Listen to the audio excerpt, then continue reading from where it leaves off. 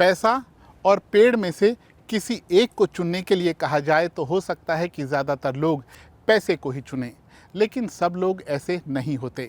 दुनिया में ऐसे भी लोग हैं जिन्होंने जंगल की खातिर तेल से मिलने वाली बेशुमार दौलत को ठुकरा दिया।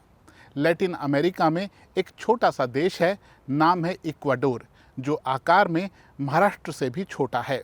इक्वाडोर का लगभग आधा हिस्सा अमेज़न के वर्षा वनों से ढका हुआ है। इन्हीं जंगलों में देश का सबसे बड़ा तेल भंडार मौजूद है।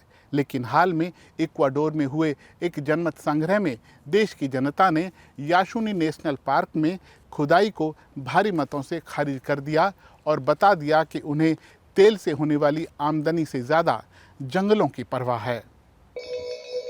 ये है यासुनी नेशनल पार्क, जो लगभग 10 लाख हेक्टेयर में फैला है। ये इक्वाडोर में मौजूद अमेज़न वर्षा वनों का दिल है।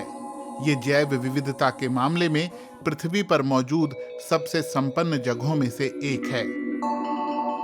यहाँ 650 से ज्यादा प्रजातियों के पेड़ पौधे हैं और परिंदों, सरीसृपों, मछलियों और स्तनपायियों की सैकड़ों प्रजातियां रहती हैं।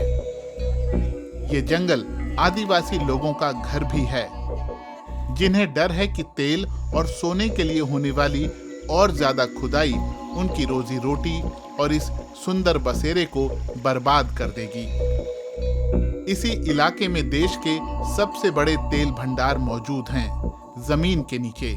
इसीलिए यहाँ लगातार खुदाई करने का दबाव बना रहता है। इक्वाडोर की सरकारी तेल कंपनी पेट्रो इक्वाडोर लगभग 6 साल से यहाँ काम कर रही है। उसका दावा है कि वो तो इस तरह काम करती है कि पर्यावरण को नुकसान ना हो। पेट्रो इक्वाडोर की दलील है कि अगर उसे जंगल में तेल की खुदाई करने से रोका गया तो इससे आने वाले सालों में देश की अर्थव्यवस्था को 14 अरब डॉलर का नुकसान उठाना पड़ सकता है। ऐसे में सरकार के सामने दुविधा थी कि वो इक्वाडोर की बदहाल होती अर्थव्यवस्था के बारे में सोचे या जंगलों को बचाया जाए। आखिरकार इस पर फैसला करने का हक जनता को दिया गया और एक जनमत संग्रह कराया गया। इसमें हिस्सा लेने वाले लगभग 60% लोगों ने कहा कि वो यासुनी नेशनल पार्क में तेल खुदाई के सभी अभियान रोकने के हक में हैं। पर्यावरण के लिए काम कर रहे लोगों ने इसे ऐतिहासिक जीत बताया।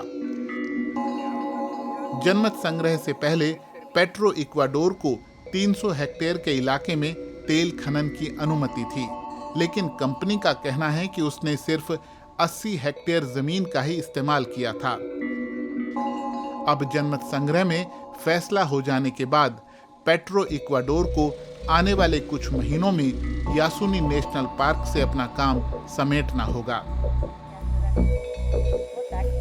अमेज़न के वर्षावन 55 लाख वर्ग किलोमीटर में फैले हैं और लैटिन अमेरिका के 8 देशों और फ्रेंच गुयाना में मौजूद हैं।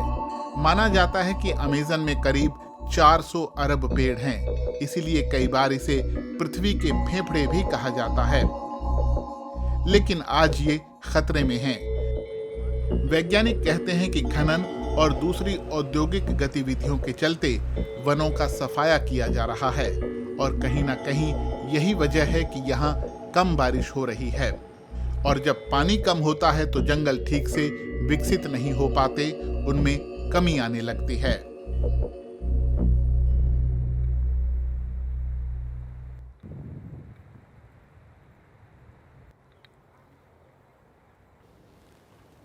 क्या हमें पेड़ों को भी गले लगाना चाहिए? क्यों नहीं? अगर हम उनसे प्यार करते हैं तो इसे जताने में हर्ज ही क्या है। बल्कि भारत का तो चिपको आंदोलन पूरी दुनिया में मशहूर रहा है, जब पेड़ों को कटने से बचाने के लिए 1970 के दशक में लोग पेड़ों से लिपट गए थे। जाने माने पर्यावरणविद सुंदरलाल बहुगुणा ने इसका नेतृत्व किया था। आज भी जब कोई रास्ता नहीं बचता है तो कई बार पर्यावरण प्रेमी पेड़ों को बचाने के लिए यही रास्ता अपनाते हैं।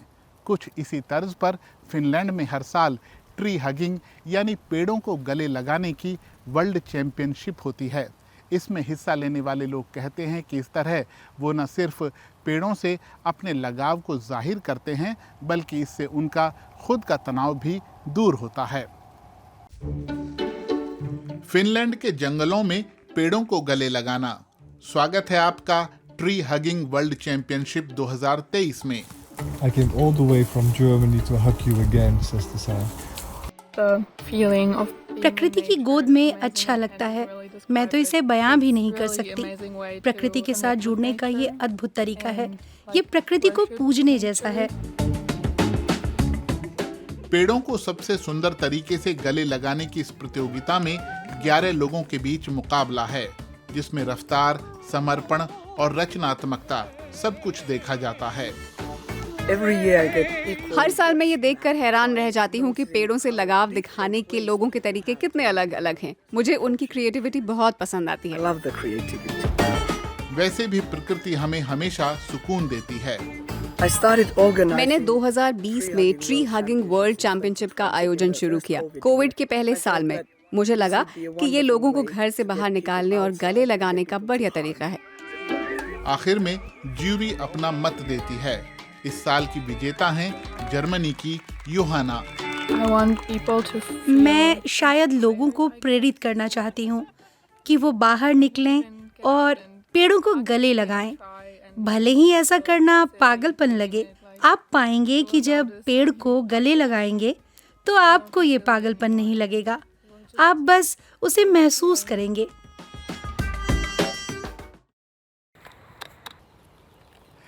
पेड़ों से हमें फल, फूल, छाया, लकड़ी और ऑक्सीजन के अलावा और क्या मिलता है? दवाइयाँ।